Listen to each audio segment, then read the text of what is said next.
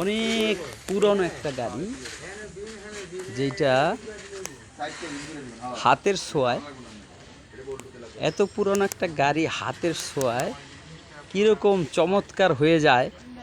আল্লাহ পাক বান্দারে কি সুন্দর ব্রেন দিছে।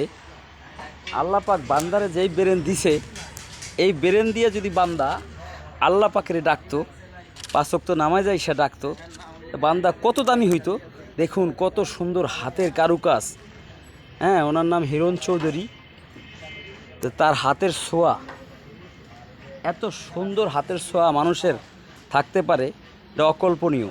এই দেখেন উপরের যে কাজটা করছে, কত সুন্দর একটা কাজ। তা আসলে এত সুন্দর এই গাড়িটা চেনার মতো ছিল না। এটা মানে অনেক পুরনো একটা গাড়ি। তো এই গাড়িটারে এত সুন্দর করছে, দেখলেই বলবো যে এইমাত্র শোরুম থেকে বের হয়েছে, এইমাত্র শোরুম থেকে বের হয়েছে। তো শোরুম থেকে বের হয়েছে, তো এরকম একটা গাড়িকে যারা এরকম করতে পারে, তো এই ব্রেন দিয়া বান্দা যখন আল্লাহ পাকেরে ডাকবো, তখন আল্লাহ তারে কত কিছু দান করবো জান্নাতে। হিরণ ভাই কেমন আছেন? হিরণ ভাই কি কি আর্ট করবেন এখানে?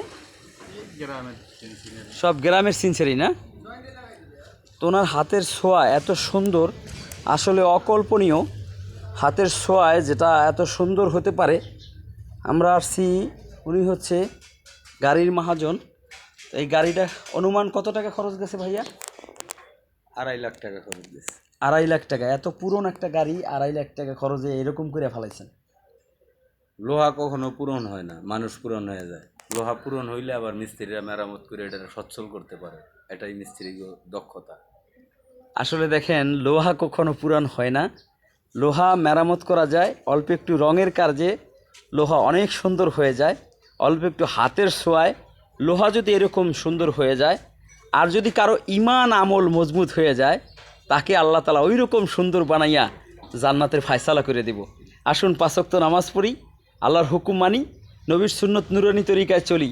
আল্লাহ পাক দুনিয়া দান করব, আখিরাতে শান্তির ফায়সালা করব, জান্নাতের ঠিকানা দিয়ে দেব। আসুন আমরা সবাই 5 ওয়াক্ত নামাজ পড়ি।